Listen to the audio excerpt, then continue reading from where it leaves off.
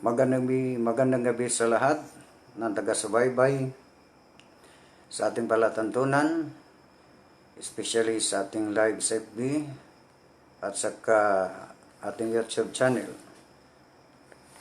Muli nating talakayin mga kapatid ang patungkol sa sakramento ng pagkapari o saserdote. Dahil kanina nag-live po tayo sa ating palatuntunan sa istasyon sa DXDD, bigla lang hindi ko alam bakit hindi lang nabura ang aking live sa FB. So hindi po na-upload sa ating YouTube channel ang ating discussion kaninang hapon doon sa may programa natin sa DXDD, ang dialogo sa pananampalatayang Katoliko. So bago tayo magpatuloy, manalangin muna tayo. Maging na muna tayo ng panalangin sa banal na Espiritu. Sa ngalan ng Ama, ng Anak, ng Espiritu Santo. Amen. Halina, Espiritu Santo, punuin mo ang mga puso ng mga nanalig sa iyo. At pag-alapin mo sa kanila ang apoy ng iyong banal na pag-ibig. Ipadala mo ang iyong Espiritu at sila'y malilikha. At sa gayoy, mapaninibago mo ang mukha ng mundo. Manalangin tayo. O Diyos, na sa liwanag ng Espiritu Santo, ay turuan mo ang mga puso palataya. Ipagkaloob mo na sa pamamagitan din ng Espiritu Santo ay ibigin namin kung ano ang wasto at makatarungan, at sa tuwinay maggalak sa kanyang pagkilos na nakapagdudulot ng ginhawa sa aming loob.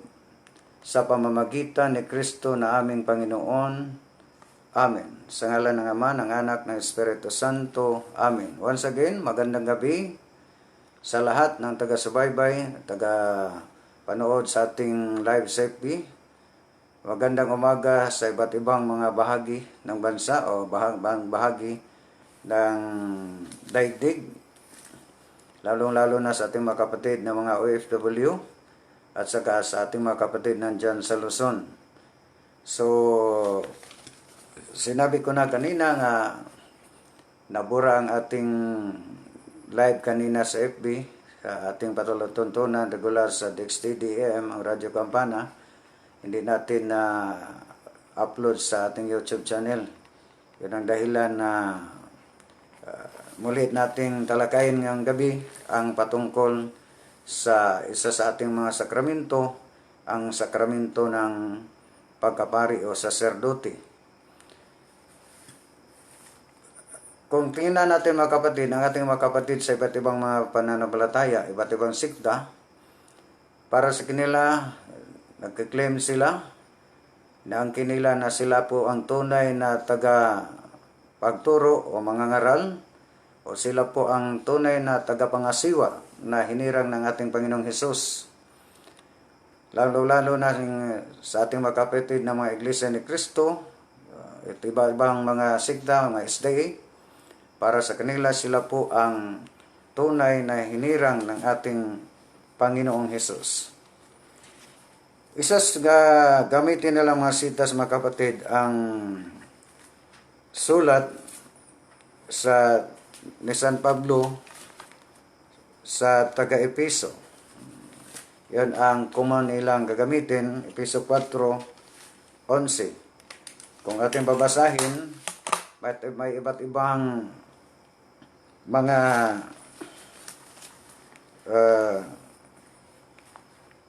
kung atin lang babasahin muna mga kapatid ang Epeso 4:11, binigyan niya ang lahat, ang ilan sa atin ng mga natatanging kakayahan upang sila'y maging mga apostol o mga propeta o mga ebanghelista o mga pastor at mga tagapagturo upang maihanda ang mga Kristiyano sa paglilingkod sa Diyos para sa ikatitibay ng Iglesia.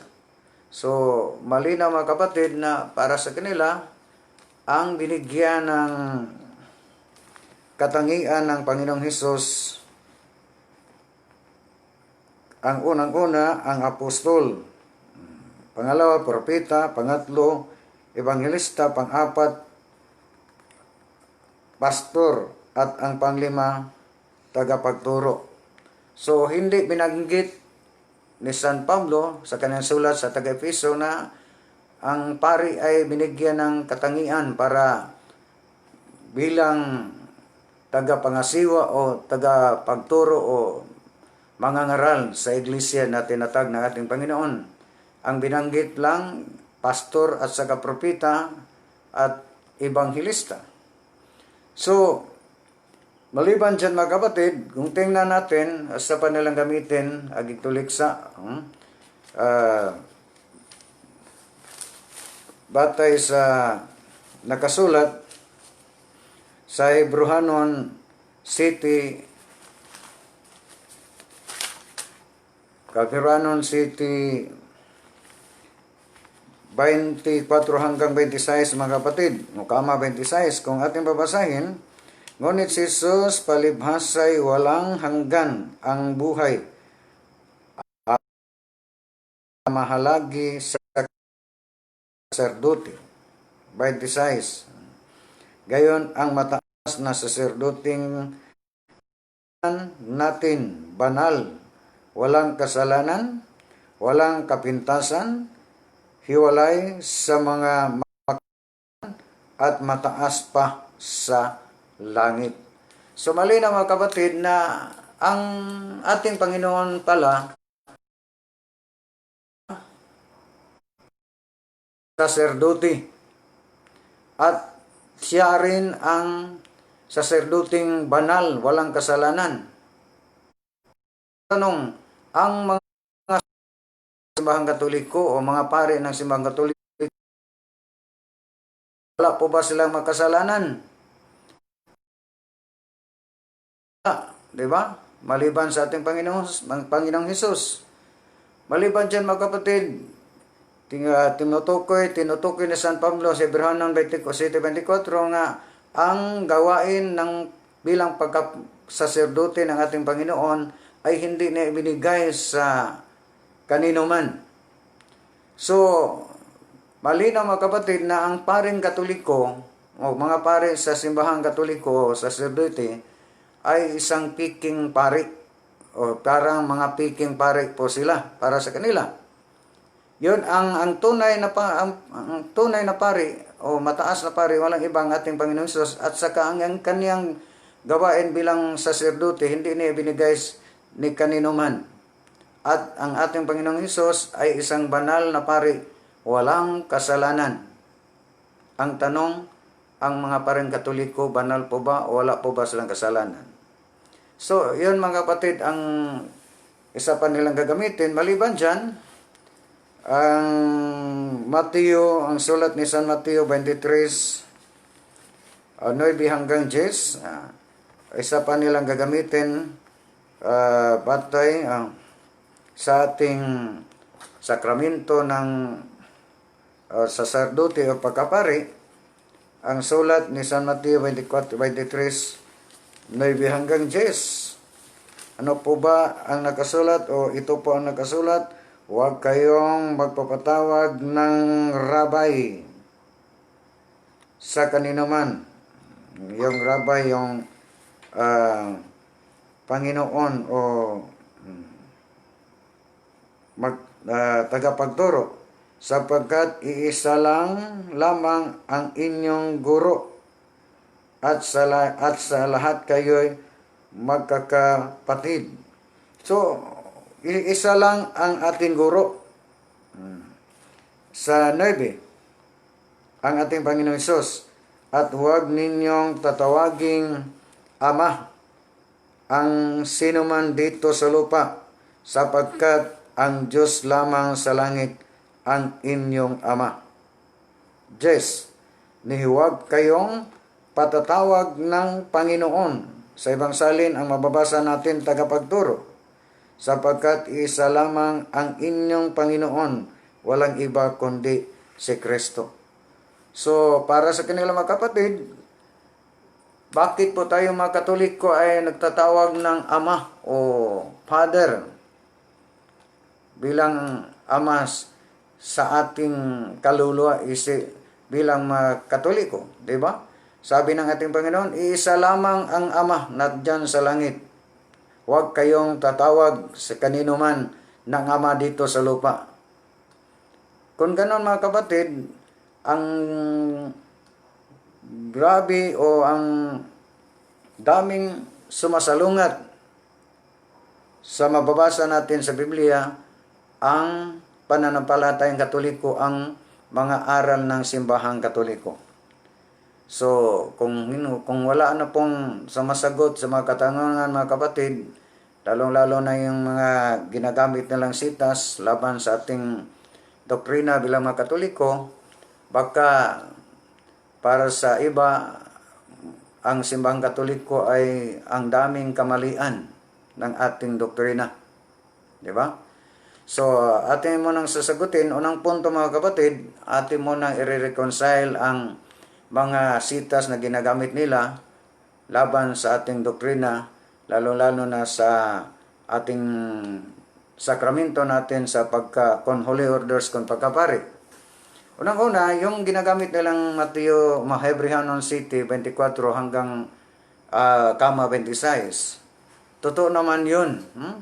Hindi sa ibang salin, hindi ibinigay ng kanino man. Kung tingnan natin ang ibang salin, kanino mang hanay dito sa salibutan ang gawain ng pagkasaserdote ng ating Panginoon. Diba? Totoo naman, dahil ang ating Panginoong Hesus ay isang mataas na saserdote. So, sa Bisaya po mga kapit, Pangulo po siya bilang Pangulong Saserdote. Speaking of Pangulo, leader, so pag Pangulo siya ng mga saserdote, mataas na saserdote, so meron siyang mga, ano po sa Tagalog, meron siyang mga membro mga kapatid, di ba? Bilang saserdote. So hindi niya ibinigay sa ibang pundok o ibang sekta o ibang kawan o ibang relihiyon o ibang protestante na tinatag lamang ng ordinaryong tao o simpleng tao. Ang pagka-pangulong pari ng ating Panginoon o mataas na saserdote ng ating Panginoon ay isa siyang mataas na saserdote sa simbahan na tinatag ng ating Panginoon o tinatag niya dito sa lupa o dito sa sanlibutan. At sa 26 mga kapatid, ang ating Panginoon ay Pangulong Pari, mataas na saserdoting isang banal. Totoo naman yun. Di ba? Kasi dual nature po ang ating Panginoong Hesus, both human and divine. Wala po siyang kasalanan. Totoo naman yun. Pero hindi yun hindi ibig sabihin mga kapatid na wala na po siyang membro bilang mga saserdote. Di ba? So, kung tingnan natin mga kapatid, atin mo nang sasagutin i-reconcile ang mga sitas na ginagamit nila.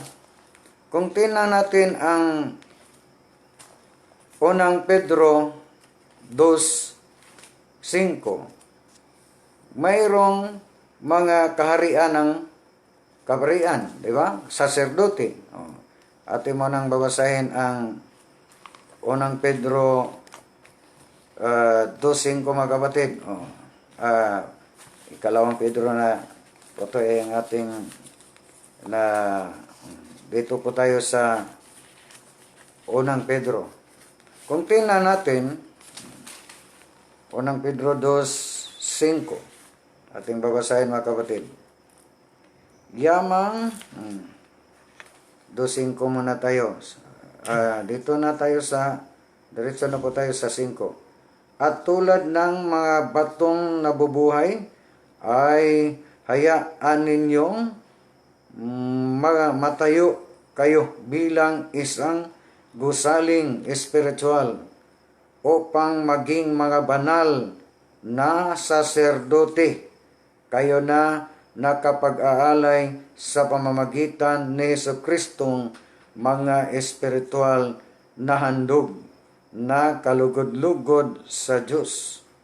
So, may tinuturo o binabanggit si San Pedro ng mga saserdote. So, meaning, hindi lang si Kristo ang mataas na saserdote o Pangulong Pari, membro mga kapatid, di ba? So, ang pagkapari mga kapatid o bilang saserdote, ang kanilang gawain ay yun ang tinutukoy nga. Pero ang kanilang personality, ang kanilang pagkatao, hindi yun banal kasi tao lang po sila makasala, di ba? Yun ang ating pag-reconcile sa ginagamit nila ang Hebrew City 24:26. Maliban dyan mga kapatid, ating punta tayo sa isa pa nilang ginagamit, ang Mateo 23:8 hanggang 10. Kung tingnan natin, kung para sa kanila, letra por letra o literal po mga kapatid, na hindi po tayo pwedeng magtatawag ng Ama dito sa sanlibutan, kanino man, kay isa lang po ang ating Ama nandyan sa langit. Hindi po tayo pwedeng magtatawag bilang tagapagturo, kay isa lamang ang ating tagapagturo, ang ating Panginoong Hesus, di ba? At isa lamang ang ating Panginoon. Kung ganon, para sa kanila, absoluto nang hindi po tayo pwedeng tumatawag ng Ama dito sa sanlibutan, kay mayroon lang isang Ama nandyan sa langit. Hindi po tayo pwedeng tumatawag ng tagapagturo bilang tagapagturo, kay isa lang ang tagapagturo, ang ating Panginoon Hesus. Kung ganon, bakit po ang ating mga kapatid na mga pastor sa iba't ibang mga sikta, o lalo na sa ating mga kapatid na mga Iglesia ni Cristo, ang kanilang mga ministro, bakit pinanilwaan nila nga tagapagturo sa kanilang iglesia, tagapangasiwa sa kanilang iglesia, mangangaral sa kanilang iglesia, nga sabi ng ating Panginoon o absoluto nga hindi po tayo tumatawag ng tagapagturo o bilang Ama dito sa sanlibutan na dito sa lupa, kay isa lang Ama. Isa lang ang tagapagturo, ang ating Panginoon. Ang lahat ng mga sikta mga kapatid, meron po silang sariling tagapagturo, yung kanilang mga pastor, di ba? With due respect sa ating mga kapatid, lalong-lalo na sa mga born again, nagtataka lang po tayo o bigla lang po namangha lang po tayo kay mayroong mga kapatid nating mga motor cab driver lang po sila, ang iba sikat-sikat driver. Namangha lang po tayo, nangangaral na doon sa public mall dito sa Osami City, mayroon silang religious rally, di ba? Bigla lang silang tinatawag na pastor. Nakamemorize lang po sila ng mga sitas, ilang mga sitas na medyo pumapabor sa kanilang pananampalataya, para sila, pastor na po sila. Diba? Mabuti na lang ang iba, naka-eskwela ng 6 na buwan doon sa Lupagan, Clarim, Misamis Occidental, 6 na buwan lang, okay lang. Pastor na po sila pagkatapos ng 6 na buwan. Pero ang iba, hindi po natin nalaman na kapag nakapag-aaral ba sila ng bilang pastor ng 6 na buwan. Ang iba, meron lang po silang na-memorize na ilang sitas na papabor sa kanilang kanilang pananampalataya at naging pastor na. No? So, kung tingnan natin mga kapatid, pag sabi ng ating Panginoon, huwag kayong tatawag ng Ama dito sa lupa, kay isa lang ang Ama doon sa langit. Sino po ba ang sinabihan ng ating Panginoon during the time? Sa panahon ito, di ba? Panahon iyon. Di ba ang mga presyo, ang mga Sabbath keeper? Kung absoluto, kung para sa kanila absoluto na hindi po tayo pwedeng tumatawag ng Ama dito sa sanlibutan ng kaninong tao, kanino man, ang tanong, ano po ba ang tawag sa kanilang magulang? Kanilang ama. Ang lahat ng mga tao dito sa lupa, mga kapatid, dito sa sanlibutan ay may sariling mga magulang, may sariling mga ama, di ba? Yung ating mga kapatid na mga born again, kapatid natin sa iba't ibang mga sikta, mga SDA, ano po ba ang tawag niya sa kanyang sariling ama? Uncle o mamang, ano po ba? Para sa kanila bawal ang tumatawag ng ama dito sa sanlibutan. Kung ganon man ang kanilang pag-intindi, pag-unawa sa sulat ni San Mateo 23:9 hanggang 10. Di ba? So, yun ang malaking kamalian sa kanilang pag-unawa sa sulat ni San Mateo. Maliban dyan, mga kapatid, dito punta tayo sa isa pang ginagamit nila, ang Efeso 4:11, na binabanggit ang ilang mga tao, mayroong katangiang bilang apostol, bilang evangelista, bilang propeta, bilang pastor. Hindi po binabanggit ni San Pablo nga ang saserdote ay binigyan ng katangian para po sila bilang mga alagad sa simbahan na tinatag ng ating Panginoon. Di ba? So, yun ang ating talakayan, mga kapatid. Ano po ba ang katangian bilang saserdote? Ano po ba ang katangian, di ba? O sa amin sa Bisaya, hiyas bilang saserdote. Kung tingnan natin sulat sa Exodo, dito tayo sa Exodo 40, mga kapatid. Kung tingnan natin, ano po ba unang katangian ng bilang mga saserdote o bilang pari?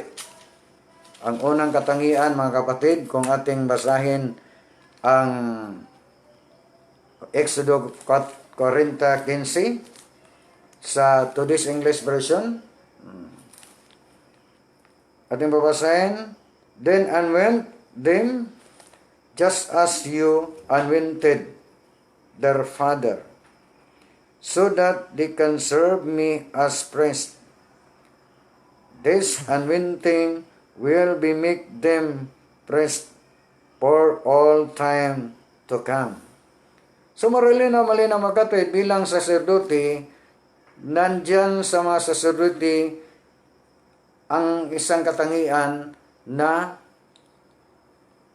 tinatawag na anointed one. Sa amin sa Bisaya, dinihugan. Pinapaharian po sila ng banal na langis. Anointed one. Ang ating Panginoon bilang mataas na saserdote o para mataas na high priest, o tinatawag sa English na high priest, tinatawag siya sa Griegong Christos. Ibig sabihin, anointed one. Sa amin, dinihugan. So, unang katangian bilang saserdote, nandyan sa saserdote ang bilang anointed one. Ang tanong, ang mga pastor sa iba't ibang mga sikta, sino po ba ang nag-anoint sa kanila? Sino po ba ang bilang sacerdote natanggap nila ang bilang anointed one, di ba? Anointing one, di ba? So, unang-una, wala na sa kanila bilang sacerdote o pastor ang pagka-anointed one. Pangalawa, mga kapatid, kung tingnan natin ang Exodo 29:9, bilang sacerdote, hindi po kayo bigla lang isang sacerdote. Babasa lang po kayo ng Biblia. Pagkatapos ng pagbasa ng Biblia, naka-memorize na po kayo ng ilang mga sitas sa Biblia. Pwede na po kayong tawagin sacerdote. Hindi. Naalala ko, mga kapatid, na sa Pikas pa po ako, sa kabila pa po ako. Sorry, mga kapatid, hindi pa ako sanay magsalita ng Tagalog. Sinusubukan lang natin para maunawaan po tayo, makaintindi po ang ating mga kapatid dyan sa Luzon, lalo na ating mga kapatid sa iba't ibang bahagi ng mundo o iba't ibang bahagi ng daigdig, lalo na sa ating mga kapatid na mga OFW. Sila po ang nare-request sa atin kung pwede ang ating deliberation sa ating kita po ay mag-discuss sa ating pananampalataya bilang mga Katoliko. Gagamitin natin ang Filipino dialect. So, patuloy pa tayo, mga kapatid. Kung tingnan natin, mga kapatid, ang Exodo 29:9, bilang ano po ba ang isa pang katangian bilang saserdote? Ang saserdote, mga kapatid, ay isang tumatanggap po sila bilang tinatawag na ordinasyon. Hindi po sila basta-basta lang basa ng Biblia, pagkatapos ng basa, memorize ng ilang mga sitas, saserdote na po sila. Di ba? Mayroong proseso. Pangalawa, kailangan nga makatanggap ka ng isang ito tinatawag na ordinasyon, orden. Ating babasahin ang Exodo 29, 8 hanggang 9, mga kapatid. Bring his sons and put shirts on them. Put chassis around their waist and tie caps on their heads. That is how you are to ordain Aaron and his sons. They and their descendants are to serve me as priests forever. So bilang saserdote, mga kapatid, o bilang isang pari, nakatanggap po sila, na-undergo po sila ng isang ordinasyon. Hindi lang kay basa ng Biblia, tapos pastor na, saserdote na, mayroong proseso. Pangalawa, kailangan nga i-undergo po kayo ng ordinasyon. Yun ang pangalawang katangian ng ating mga kaparian. Pangatlo, mga kapatid, sa Judges o Hukom 17, ang ating, nandyan, isa sa mga katangian ng bilang mga saserdote, nandyan sa kanila ang bilang advisor, tagapayo sa Tagalog, mga kapatid. Basahin ninyo ang hindi lang sila saserdote, hindi lang sila bilang isang pari, ang isa sa kanilang katangian ay tagapayo. Kung atin lang mo nang babasahin ang Hukom, mga kapatid, kung ating babasahin, nandyan ang isa sa kanila panangkatangian ang bilang mga tagapayo, advisor sa English, mga kapatid. Maliban dyan sa 17 ito po ang ating mabasa sa Judges 18-19, mga kapatid. Maliban dyan, ang pari ay isang ama. Ama. Kung basahin natin ang Judges 18:19, ang mga saserdote ay bilang isang ama. So, ano po ba ang tawag ng bilang isang ama? Ang tawag natin ay father, di ba? Kung ating babasahin.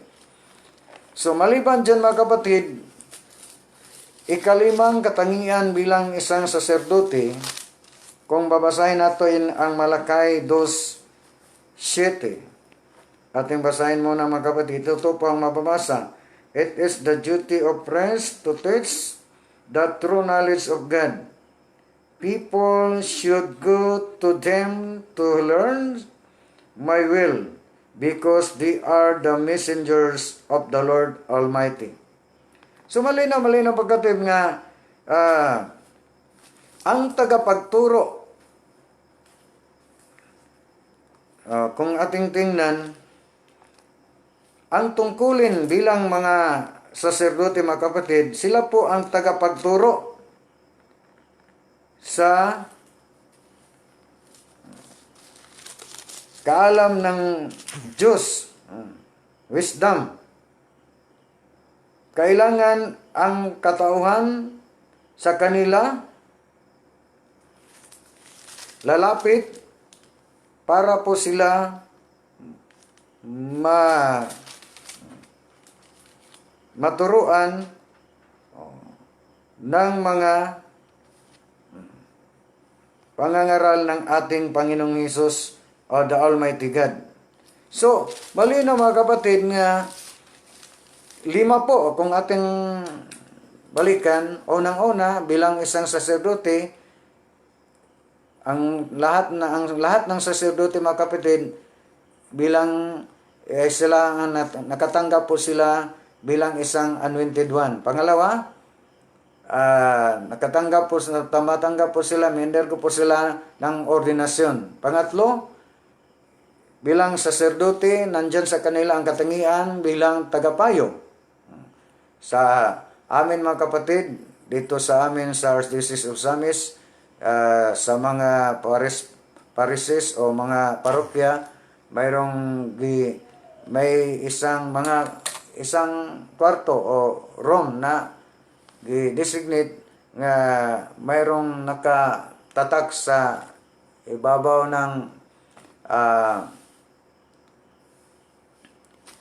mga kapatid na nakatatak na counseling room.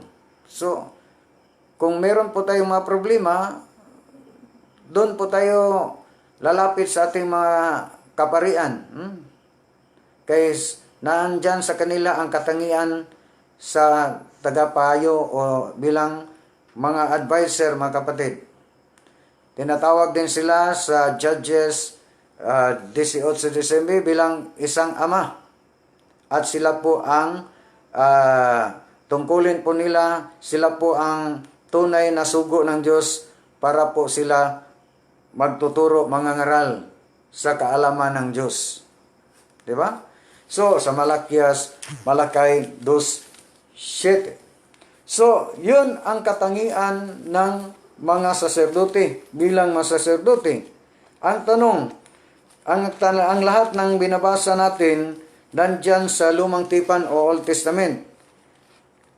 Ano po ba ang hanay? Sa kanino po pang hanay yung mga saserdote na ating binabanggit sa Lumang Tipan? Kung ating babasahin ang Hebrehanon mga kapatid, dito po tayo sa salin ng Biblia ng Tagalog. Ang salita ng buhay. Kung tingnan natin ang sulat ni San Pablo sa Hebrehanon 7. Dito po tayo sa Hebrehanon 7 mga kapatid. 11 hanggang 12 mga kapatid, ating babasahin na 7. 12 hanggang 11 hanggang 12. Ating babasahin mga kapatid. Ito po ang nakasulat. Kung may kaganapan sa pagkasaserdoting Levita na siyang pinagbatayan ng kautosang ibinigay sa Israel, bakit pa kinailangan ang ibang saserdote na katulad ni Melkisedek?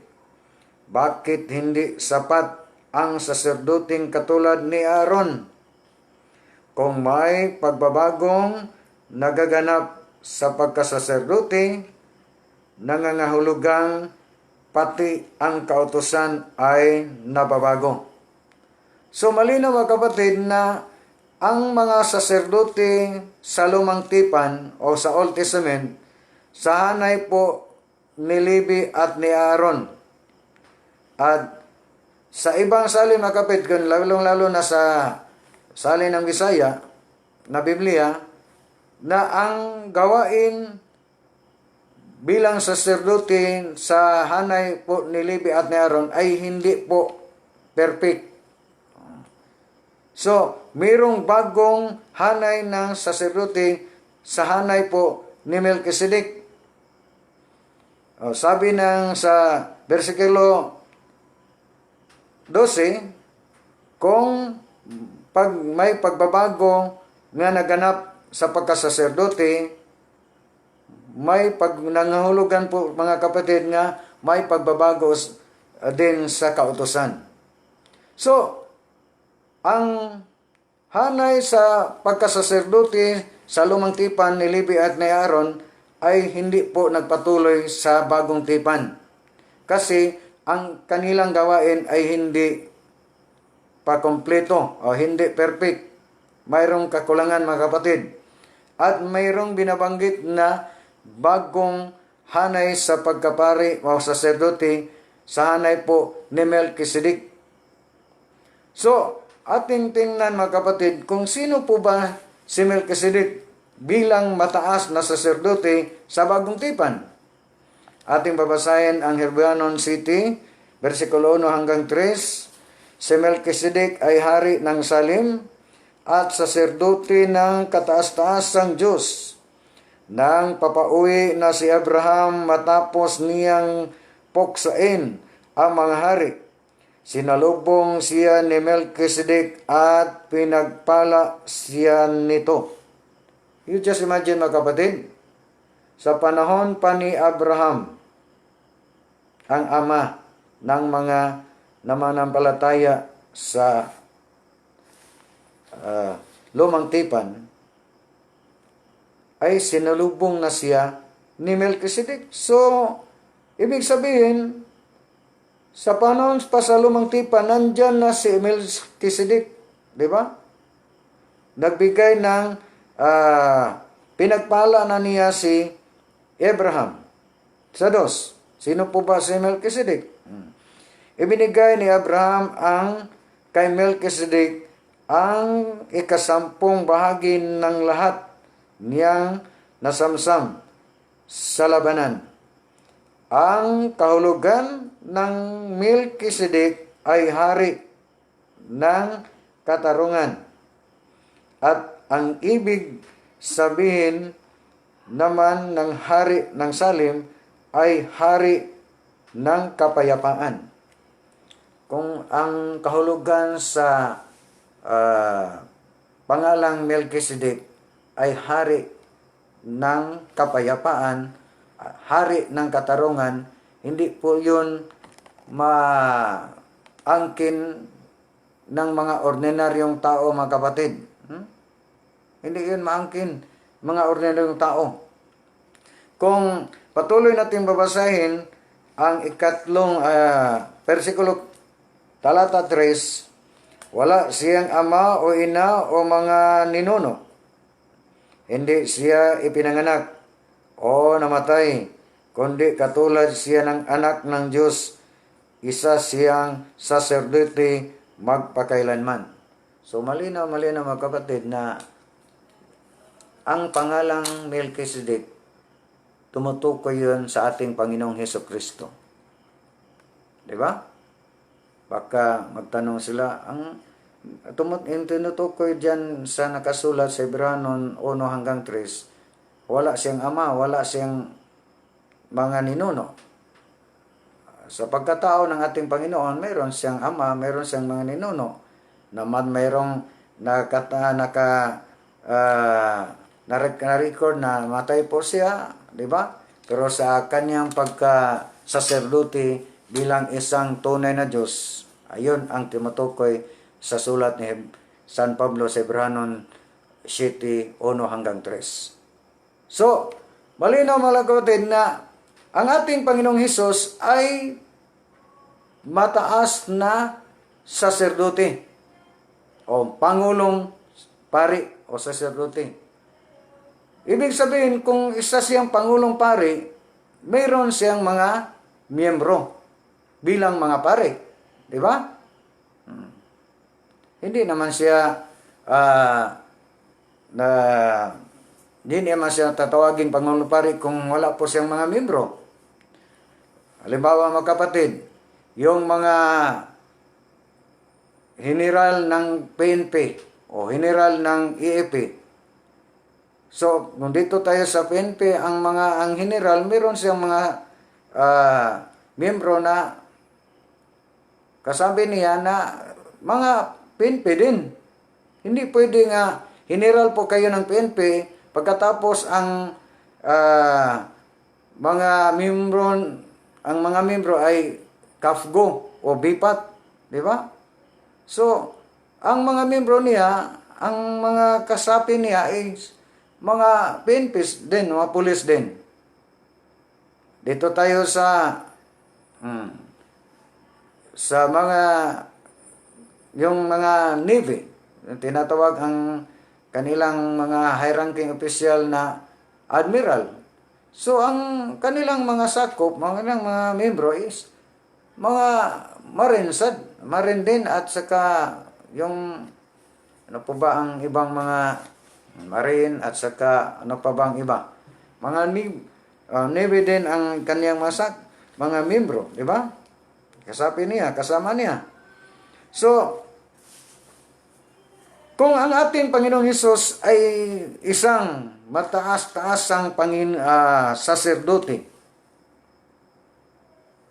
mababasa ba natin nga ang ating Panginoon ay tunay na pastor o pastor mga kapatid?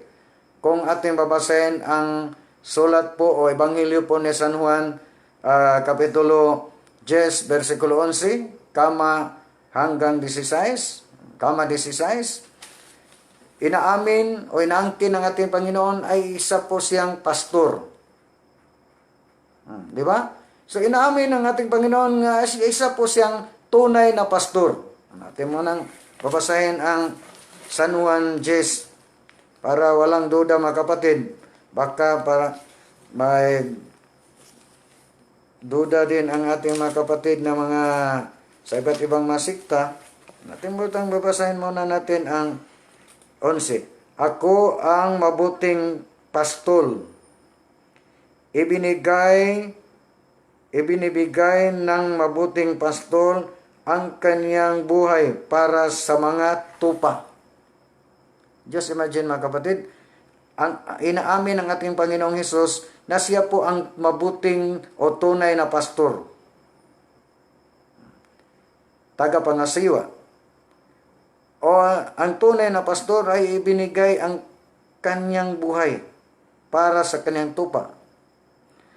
Ang unang martir po mga kapatid, bilang pangulong pari o bilang kataas-taasang saserdote, ang unang martir ang ating Panginoon. Siya po ang nagligtas sa atin sa mga kasalanan. Ipinako siya sa krus para po tayo maligtas sa lahat nating mga kasalanan. Ano po ba ang sabi ng patuloy natin basahin ang 12 mga kapatid? Ang taong upahan na hindi pastol ay hindi may-ari ng tupa, ay tumatakbo at iniiwan ang mga tupa kapag nakakita ng lobo. So ang mga upahan o yung mga bayaran, yung mga mayroong mga sweldo mga kapatid ng mga pastor, pag makakita sila ng lobo ay tumatakbo at iwanan nila ang sarili nilang tupa. May nangyari na mga kapatid, isang branch ng Born Again, doon sa Tanggong, mayroon na siyang mga kawan, mayroon na siyang tupa doon sa Tanggong. Iniiwanan niya. Ano po sa Tagalog, milipat siya sa ibang kawan, ibang tupa. Bakit po iniwan niya ang sarili niyang tupa doon sa Tanggong?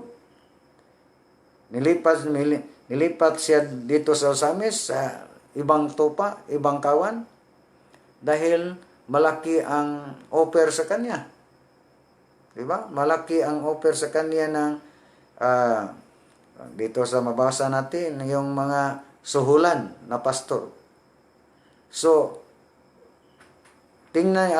kung tingnan natin mga kapatid, kayo mga taga-subaybay sa ating live safety, marang dami nang naka-view sa atin mga kapatid, mga viewers natin. Isi-search ni mga kapatid kung sa iba't ibang mga sekta, meron bang namartir na mga pastor sa kanila para ipaglaban lang ang sarili nilang pananampalataya? Wala. Dito lang sa mga simbahang Katoliko, ang dami ng martir, ang dami ng maging santo, kay ipaglaban nila ang pananampalatayang Katoliko. Katulad ng ating Panginoong Hesus, siya po ang unang martir. Diba? Kung ating, dyan lang mga kapatid, mapatunayan na natin yung mga pastor sa iba't ibang masikta, ay hindi po natin ituturing na tunay ng mga pastor. Kayo na lang po ang maghusga mga kapatid, ano po silang klaseng pastor. Kaya diyan sa Biblia, dalawang pastor. Yung piki, di ba?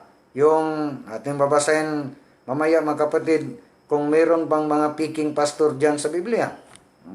Meron bang mga, kung tingnan natin, ang ating Panginoong Hesus ay tunay na pastor at saka kataas-taasang saserdote. So, ang tunay na pastor ay isang saserdote. Ang pastor na hindi saserdote, pastor na peking pastor. Di ba? So, tapusin natin pagbasa ang talata 13 hanggang 16. At 14 na po tayo. Ako ang mabuting pastor. Naamin na ng ating Panginoon. Pangalawang pag-amin niya na siya ang mabuting pastor. Nakikilala ko ang aking mga tupa at nakikilala nila ako, tulad ng pagkakilala sa akin ng Ama at pagkakilala ko sa Ama. At ibinigay ko ang aking buhay para sa mga tupa. So, sabi ng ating Panginoon, nakikilala ko ang aking tupa at ang aking tupa ay nakakilala sa akin. Ang tanong, kung ang ating mga kapatid sa iba't ibang mga sikta, nakikilala po ba nila ang ating Panginoong Hesus? Kung para sa kanila, umaamin sila, yes, Brad, nakilala namin ang ating Panginoong Hesus. Ang tanong, ano po ba ang, so po ba sa Tagalog mga kapatid, yung, ano po ba ang maipakita ninyo na katangian ng ating Panginoong Hesus, 'di ba? Ano po ba ang kanyang larawan? Sa aming mga Katoliko, kung magtanong kayo kung nakakilala niyo ang ating Panginoon, ano po ba ang iyang profile, ang kanyang mukha, 'di ba? Hindi naman yung magsasabi mo nakikilala namin ang Panginoong Hesus pero hindi ninyo nakikilala ang ano ang klaseng mukha niya. Katulad ni San Pablo, nangangaral siya doon sa may taga Galacia, sa Galacia 3:1. Di ba? Sa panahon siya ay nangangaral, nagmission po siya sa taga Galacia, may dala-dala siyang larawan ng ating Panginoon na ipako sa krus. Di ba? Kung ating babasahin ang Galacia 3:1, at ipinakita nila sa harap ng mga taga Galacia na ito po ang Kristong na ipako sa krus na nagligtas sa ating kasalanan. So, mayroong didala-dala si San Pablo. Sa panahon na si San Pablo ay nagngangaral, nagtuturo at nagpakilala ng ating Panginoon, ipinakilala niya ang ating Panginoon Hesus, mayroon siyang dalawang larawan, ang tinatawag na crucifix, na nandyan sa cross ay naipako ang ating Panginoong Hesus. Kung ating babasahin ang sabi ng ating Panginoon, ang aking tupa ay nakakilala sa akin at ako din nakikilala ko ang aking tupa. Ang tanong, sa ating mga kapatid sa ibang mga sekta, nakikilala ba ninyo ang ating Panginoong Hesus? Kung nakikilala,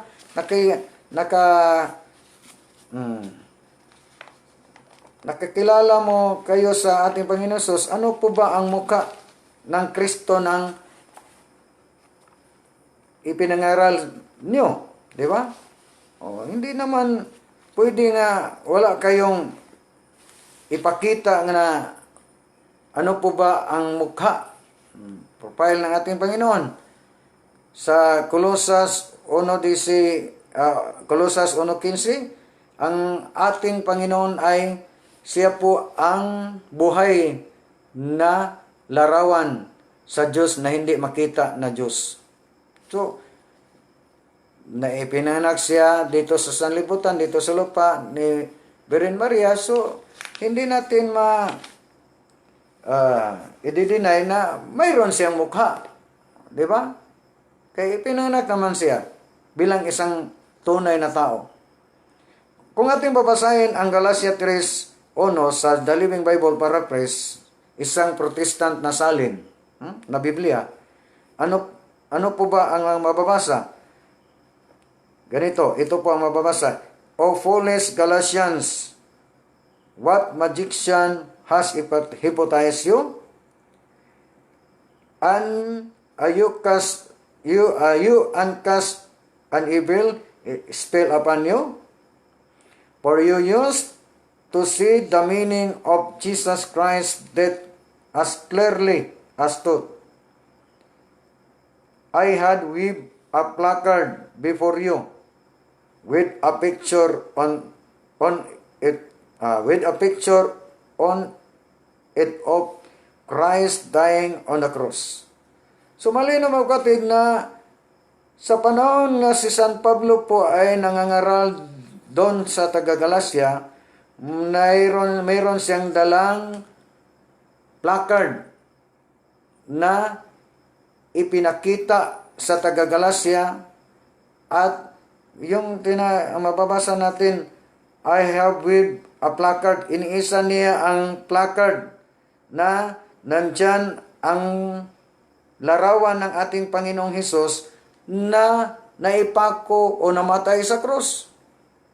So, mayroong larawan si San Pablo na ipakita niya doon sa taga Galacia, ito po ang Kristong naipako sa krus na nagligtas sa atin.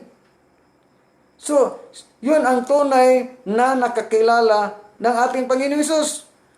Ang pagsabi ng ating Panginoong Hesus na nakikilala ko ang aking tupa at ang aking tupa ay nakakilala sa akin, malinaw na malinaw mga kapatid na ang ating mga kapatid sa iba't ibang mga sekta, hindi po nila nakilala kung ano po ba ang mukha ng Kristo na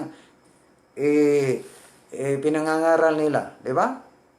Wala po silang maipakita na larawan ng ating Panginoon. Pero sa ating mga Katoliko, kompleto po tayong larawan. Mayroon tayong larawan ni Mama Mary, mayroon tayong mga larawan sa mga apostoles. Di ba? May papagkita po tayo. Kompleto po tayo sa mga imahe ng mga apostol, imahe ng ating Panginoong Hesus, at imahe ng ating mahal na Birhen Maria. Pero sila, kung ating tingnan mga kapatid, si San Pedro ay namartir doon sa Roma, o ang kanyang libingan niya, nandyan sa lugar na tinatawag St. Peter's Basilica. Yung St. Peter's Basilica, nandyan ang libingan ni San Pedro. So, kami po ang kasama ni San Pedro, di ba? So, ang pagsabi ng ating Panginoon nga nakikilala ko ang aking tupa at ang aking tupa nakakilala sa akin, malinaw na malinaw mga kapatid nga kami po ang totoong o tunay na tupa ng ating Panginoon. Kami po ang tunay na kawan. Bilang ang ating Panginoon isang kataas-taasang saserdote at mabuting pastor o mabuting tunay na pastor. So, malinaw mga kapatid na ang tunay na pastor ay pari o saserdote. Pero ang pastor na hindi pare ay kayo na lang ang mahusga mga kapatid. Di ba? So, patuloy po tayo mga kapatid sa pagpapatunay. Kailan po ba, kung nandito sa aking mga kamay ang katikisim namin, Moro, ang lahat ng mga apostol ay mga obispo mga kapatid? Saan po ba natin mababasa na ang mga apostol ay mga alagad ng ating Panginoon ay mga obispo? Kung para sa kanila, Biblia lang po ang ating batayan para mapatunayan natin na ang mga apostol, mga alagad ng ating Panginoon ay tinatawag din ng mga obispo. Kung babasahin natin, gagamitin natin ang salin ng Biblia, Latina Vulgata Biblia o Latin Vulgate Bible sa Gawa 20:28 mga kapatid, na kung ating babasahin mga kapatid, na ang iglesia na itinatag ng ating Panginoong Hesus na ating basahin muna ang Gawa 20:28 mga kapatid, sa ang salita ng buhay. Ang hirap talaga mga kapatid pag ang ating version Tagalog, hindi po tayo sanay magsalita ng Tagalog. Ingatan ninyo ang inyong sarili at ang buong kawan na pinamahalaan sa inyo ng Espiritu Santo, sapagkat ginawa niya kayong mga tagapag-alaga. Sa Latin Vulgate mga kapatid, ginawa kayo ng mga obispo ng Iglesia ng Diyos na binili niya ng sarili niyang dugo. So, malinaw mga kapatid na ang Iglesia na itinatag ng ating Panginoon na binili ng sarili niyang dugo ay ang tagapangasiwa. Itinalaga ng ating Panginoon ang mga apostol na tinatawag na mga obispo. Pati sila si San Pablo, silang Bernabe, at iba pang, pati si Timoteo. So, sa Gawa 28 mga kapatid, malinaw na ang iglesia na itinatag ng ating Panginoon ay ang tagapamahala, tagapangasiwa ay ang mga obispo.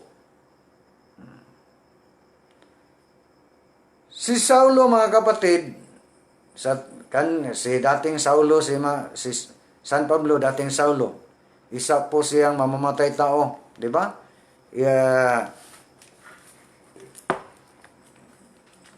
Pinatay niya ang lahat ng tagasunod ng ating Panginoong Hesus. Kung babasahin natin ang Gawa 9, 4-16, di ba? Tinutugis niya ang lahat ng manampalataya, tagasunod ng ating Panginoon Hesus. Pero sa panahon na siya ay tinawag ng ating Panginoon bilang apostol ng mga hintil, hindi po siya bigla lang naging apostol, mga kapatid. Proseso. Kung hindi lang natin babasahin ang Gawa 9, dito na tayo. Tapos atin mo nang babasahin. Tapos na tinatawag si San Pablo ng ating Panginoon, naganap dyan sa Gawa 9, tinawag siya ng ating Panginoon, Saulo, Saulo, bakit mo ako inuusig? Inuusig ni San Pablo, ni Saulo, ang lahat ng mga Kristiyano na tagasunod ng ating Panginoon Hesus. Kung ating babasahin ang Acts chapter 9, ating babasahin dito muna tayo sa 4. Napasubsob siya sa lupa at may narinig siyang nagsasalita, Saulo, Saulo, bakit mo ako pinag-uusig? Sino po sila? Tanong ni Pablo. Sumagot ang tinig, ako si Jesus na iyong pinag-uusig. Tumayo ka at pumasok sa bayan at sasabihin sa inyo roon ang dapat mong gawin. Kung babasahin natin patuloy sa hanggang 11, mga kapatid, hanggang 16, pinatungan siya ng kamay ni Ananias. Ating basahin muna ang 15. Subalit sinabi ng Panginoon kay Ananias, pumunta ka, hinirang ko siya upang magdala ng aking pangalan sa mga hintil at sa kanilang mga hari at gayon din sa bansang Israel. So, kung tingnan natin, si San Pablo ay makikita natin na personal siyang tinatawag ng ating Panginoon bilang para maging apostol ng mga hintil. Pero pagkatapos na tinatawag siya, proseso po mga kapatid. Kung tingnan natin ang Galacia 1:15, tapos siya pinakitaan ng ating Panginoong Hesus, pumunta siya kang San Pedro at nagpakilala siya at sumasama si San Pedro mga 15 araw. Palagi siyang sumasama kang San Pedro. Tapos siyang sumama sa mga alagad. Pinatungan siya ng mga kamay. Sa Gawa 13, 2 hanggang, kung ating basahin ang Gawa 13, mga kapatid. Gawa 13, 2 hanggang 3. Isang araw, nang sila'y sumasamba sa Panginoon at nag-ayuno, sinabi sa kanila ng Espiritu Santo, italaga ninyo sina Pablo, Bernabe at Saulo para sa gawaing inihanda ko para sa kanila. Pagkatapos nilang manalangin at mag-ayuno, pinatungan nila ng kamay ang mga ito at pinayao. So, tapos na tawagin ng ating Panginoong Hesus si Saulo bilang apostol, proseso po mga kapatid. Nagpunta siya kang San Pedro, Galacia 1:15, pagkatapos pinatungan sila ng mga kamay ng mga apostol, mga lagad. Pagkatapos, ano po ba ang nangyari na tapos siya pinatungan ng mga kamay ng mga apostol? Naging saserdote na rin si Apostol Pablo. Kung ating babasahin ang Roma 15:16, ating babasahin muna kapatid, Roma 15:16. Ano po ba ang ating mababasa? Tapos na si San Pablo ay pinatungan ng makamay ng mga alagad, mga apostol, bilang mga obispo. Ating babasahin ang 15:16 sa Roma. Ito po mga kapatid. Naglilingkod akong tulad ng isang saserdote sa pangangaral ng Ebanghelyo ng Diyos upang ang mga hintil ay maging isang handog sa katanggap-tanggap sa Diyos at binanal ng Espiritu Santo. So, tapos na pinatungan si San Pablo ng mga kamay sa mga alagad o mga apostolis, nangangaral na siya bilang isang saserdote o bilang pare. Pagkatapos siya nangangaral, nagmission po si San Pablo at nagpunta siya sa Espanya. Saan po ba mababasa? Roma 15:23 hanggang 24. Nagpunta siya sa Espanya at nagmisyon siya sa Espanya. Ano po ang nangyari sa Espanya na pinunta ni San Pablo? Naging Kristiyanong Katoliko. Mula sa Espanya patungong Pilipinas o Pinas, sino po ba ang nagdala ng pananampalatayang Katoliko dito sa Pilipinas para maging Kristiyanong Katoliko ang bansang Pinas? Isang paring Katoliko galing sa Espanya, kasama si Ferdinand Magellan noong 1521, si Father Pedro Valderrama. So sa Biblia lang po natin magkatid, mapatunayan na natin na mayroon tayong karugtong. Mayroon po tayong tinatawag na apostolic unbroken chain. Mayroon sa Biblia lang, di ba? Mapapatunayan na natin na ang mga paring Katoliko ay tunay na pari sa simbahan na tinatag ng ating Panginoong Hesus. Kung balikan natin mga kapatid,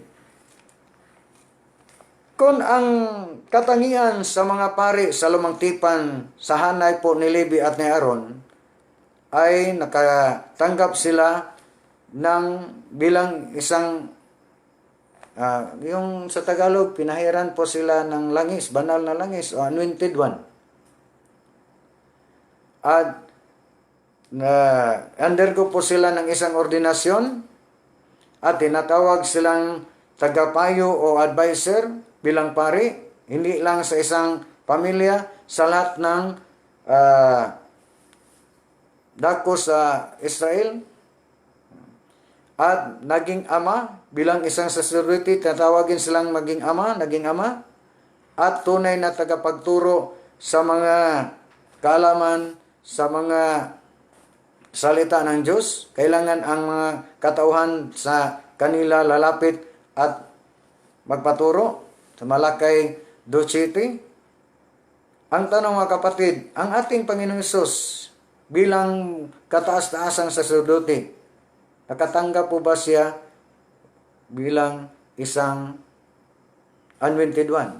Ating sinasabi kanina nga, ang Kristos sa Greek, tinatawag siyang Kristo, ibig sabihin, dinihugan, anointed one.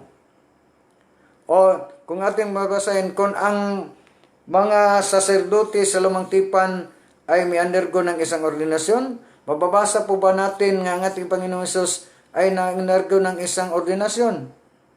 Mayroon po bang naganap na pagpanumpa niya sa kanyang ama?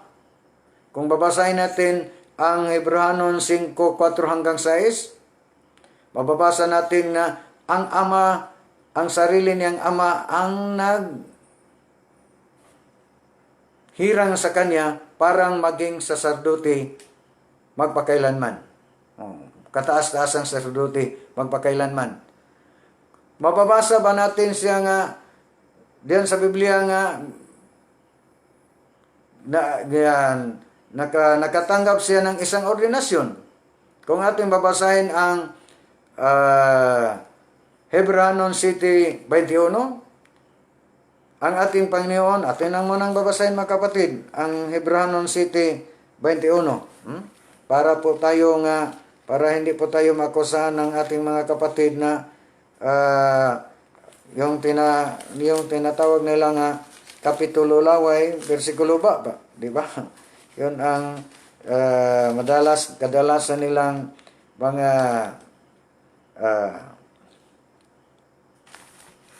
pag-atake sa atin. Bilang mga Katoliko, kung babasahin natin ang City 21 sa Hebranon, nang gawing saserdote ang mga iba, itinalaga sila ng walang kalakip na panonumpa. Subalit nang si Kristo ang itinaga, sumampa ang Diyos, ganito ang sabi. Sumumpa ang Panginoon at hindi mababago ang kanyang pasya. Isa kang saserdote magpakailanman.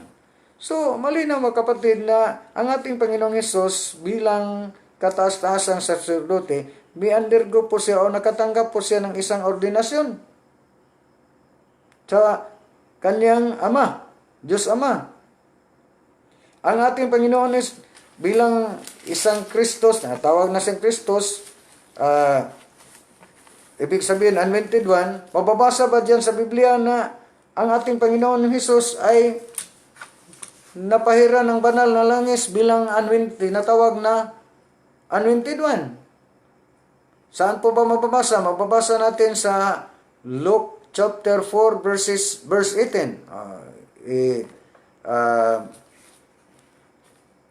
Sa 17 hanggang 18. Na ang ating Panginoon Hesus ay pinapahira ng banal na langis ng kanyang Ama, Diyos Ama. Para po siya maging Kristos o anointed one.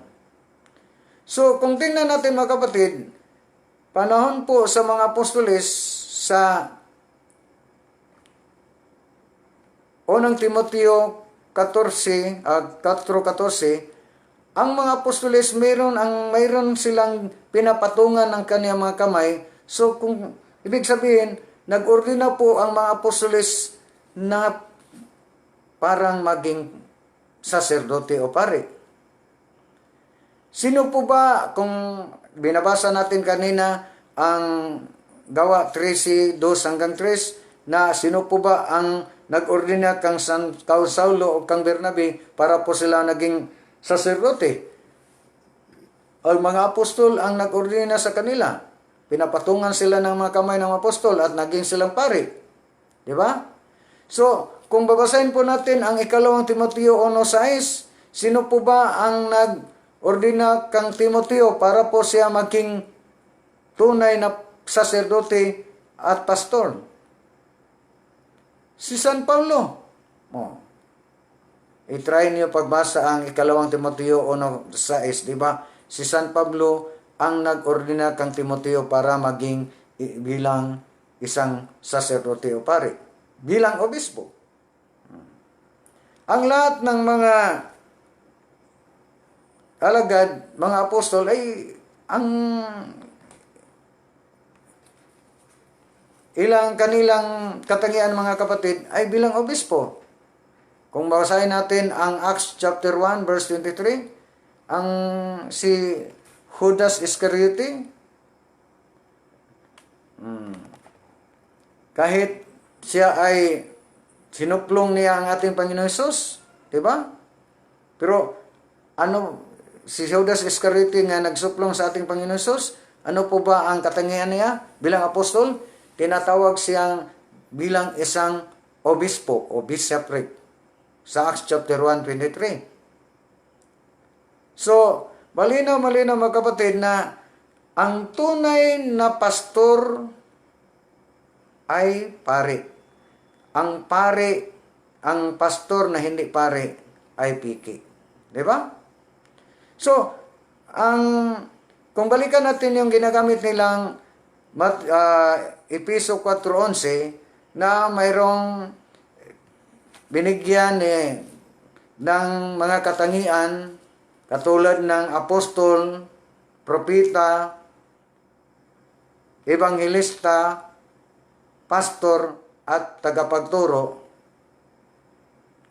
Hindi ibig sabihin mga kapatid nga tapos yung nabasa ninyo ang Efeso 4:11, pagkatapos yung basahin, pastor na po kayo. Di ba? Naalala ko yung isang retiradong army, military, doon sa kabilang probinsya sa may Lanao del Norte. Sa Picas Station po ako noon. Meron po akong palatuntunan tuwing gabi, 7 to 8, Monday to Friday. At saka sa linggo, 2 to 4, 2 oras. Mayroon pong active na isang pastor sa isang branch ng Born Again, nga yung title ay Spirit Tabernacle. Hindi lang natin pinangalan kung sino pong pastor. So, medyo may pagka,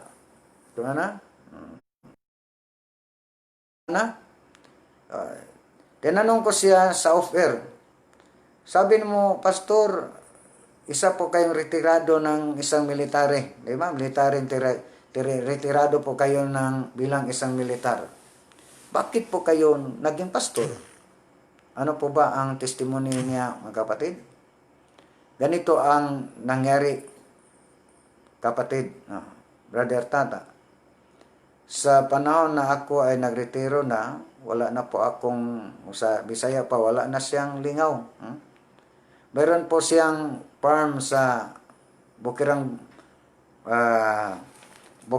ng lugar sa Tubod, bayan ng Tubod, Lanao del Norte. So, yun na lang ang yung kanyang inaalagaan, ang kanyang bukiran. Sandali lang. Pagkatapos, isang araw, mayroon siyang bahay kubo doon sa kanyang bukiran, kanyang farm. Na hindi pa siya nagretiro, may caretaker po siya. Yung bahay kubo, yun ang tinitirahan ng kanyang sa tenants. Pag nagretiro na siya, siya na po ang nag-alaga sa kanyang farm. Isang araw, tuwing hapon, nakakita siya ng maliit na aklat sa may isang bahagi ng bahay kubo. Akala niya anong klaseng aklat, pagtingin niya, isang Biblia pala na bagong tipan lang, walang lumang tipan, New Testament lang po. So, yun na ang palagi niyang babasahin araw-araw. Pag mayroong mga sitas na medyo para sa kanila niya mas maganda, i-take note po niya. Hanggang na-memorize na niya ang ilan ng mga sitas, ganito na. Pastor na siya. Di ba? So, yun ang testimony niya. Naging pastor siya, kaya palagi lang siya nagbabasa ng Biblia at nakamemorize na siya ng ilang sitas na pumapabor po sa kanilang pananampalataya, naging pastor na. Saan po ba mababasa sa Biblia na basa lang kayo ng Biblia, memorize po kayo ng mga sitas ng Biblia, pagkatapos pastor na po kayo? Naging pastor na po kayo. Para lang, may analogy mga kapatid, hindi pwede nga, mayroon po kayong desire, gusto po kayong maging lawyer. Di ba? Kay gusto po kayong maging lawyer, ano po ba ang gawin mo para po kayo maging lawyer? So, mag-enroll po kayo at mag-eskwela po kayo. Mag-aaral po kayo. Tapos, pag-aaral, pagkatapos na kayo, undergo po kayo ng bar exam. Pag makapasa po kayo, naging lawyer na po kayo. Di ba? Yun ang proseso. Pero hindi pwede mga kapatid, kung gusto kang maging lawyer, bumili lang kayo ng aklat ng mga kautosan o tinawag sa Bisaya na balaod, batas pala. Bibili ka lang ng isang aklat na mga batas natin sa Pinas at babasahin mo at pamemorize na ang lahat ng mga batas nandyan sa aklat. Hindi pwede nga para magkiklaim na kayo na lawyer na po kayo o abogado na po kayo, di ba? Hindi pwede nga mag-claim na po kayo nga lawyer na po kayo kahit na na-memorize na mo niyo ang lahat ng mga batas sa ating bansa. Kailangan ang proseso nga ma-undergo po kayo ng pag-aaral. Pag-enroll po kayo. Yun ang nangyari sa ating mga kapatid sa iba't ibang mga sikta. Bigla lang silang naging pastor kay naka-memorize lang ng ilang sita sa Biblia ng pumapabor sa kanilang paniniwala nilang pananampalataya. Yun ang katotohanan, naging pastor na sila. Diba? Uulitin natin, mga kapatid, atin namang i-reconcile ang mga siktas na ginagamit nila sa kanina. Diba? Unang-una, ating babalikan natin, ulitin natin na yung pagtawag ng Ama dito sa sanlibutan, ipinagbawal ng ating Panginoon, yung Ama na tinutukoy ng ating Panginoong Hesus ang mga matatanda sa relihiyong mga pagano, yung mga Hudyo. Pero hindi nagkahulugan, ibig sabihin mga kapatid, nga hindi po tayo na pwedeng magtawag ng Ama dito sa lupa ng ating sariling tinatawag na biological parents. Diba? Sarili nating magulang. Si San Pablo naging saserdote pagkatapos na siya ay inordihanan na mga apostol. Buhat 13:2-3. Naging saserdote siya, Roma 15:16. At nagmisyon siya sa Espanya. At inaangkin ni San Pablo bilang isang saserdote, nangangaral siya bilang isang ama para sa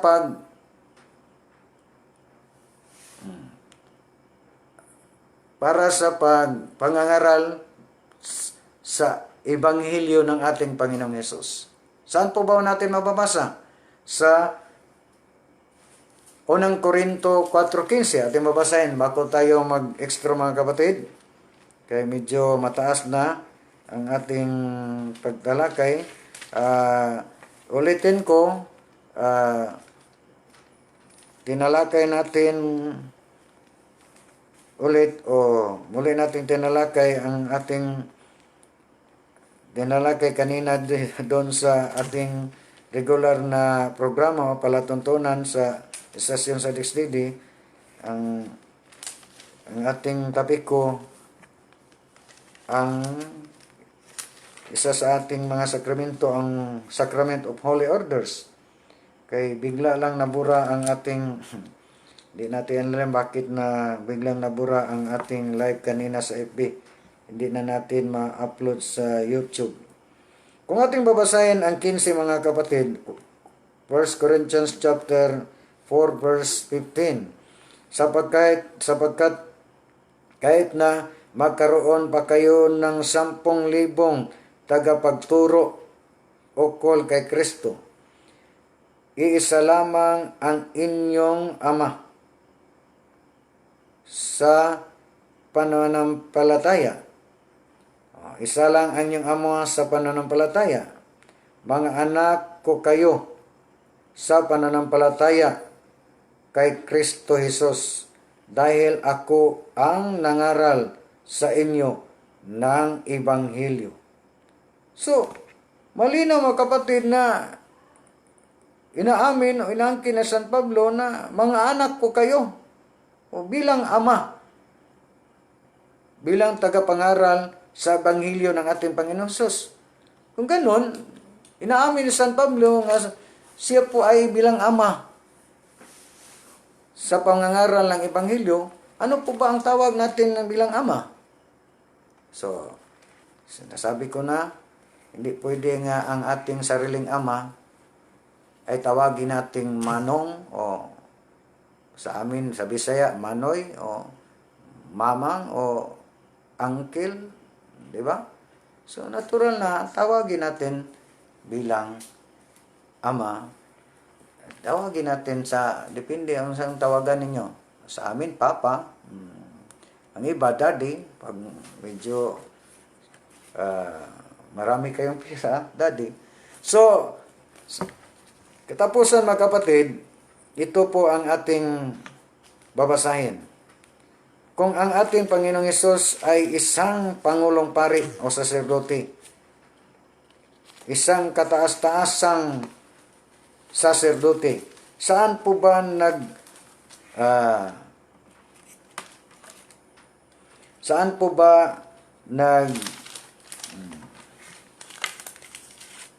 atin na lang babasahin mga kapatid kay nakalimutan ko ang ano po ba ang ating babasahin ang Hebreanon 8 1 hanggang 2.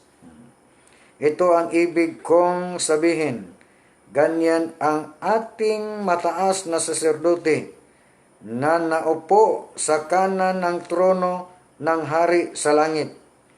Siya ang saserdoteng naglilingkod sa dakong banal na itinayo ng Diyos at hindi sa tao.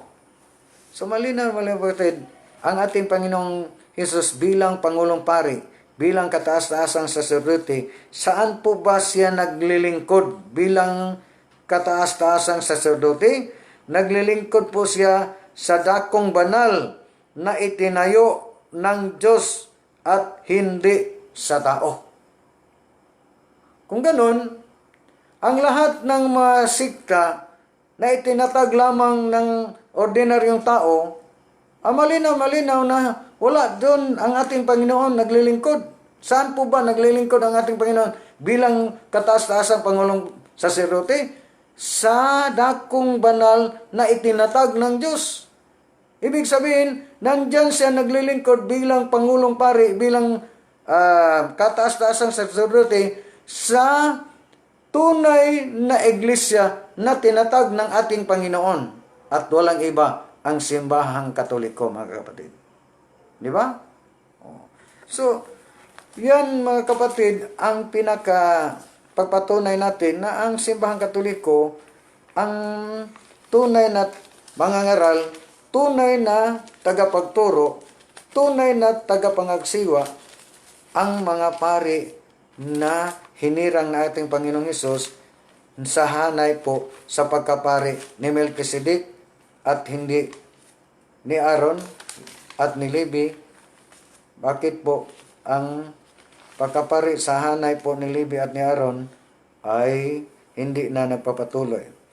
Kung ating babasahin ang pahayag 1:6, malinaw mga kapatid nga mayroong mga kaharian ng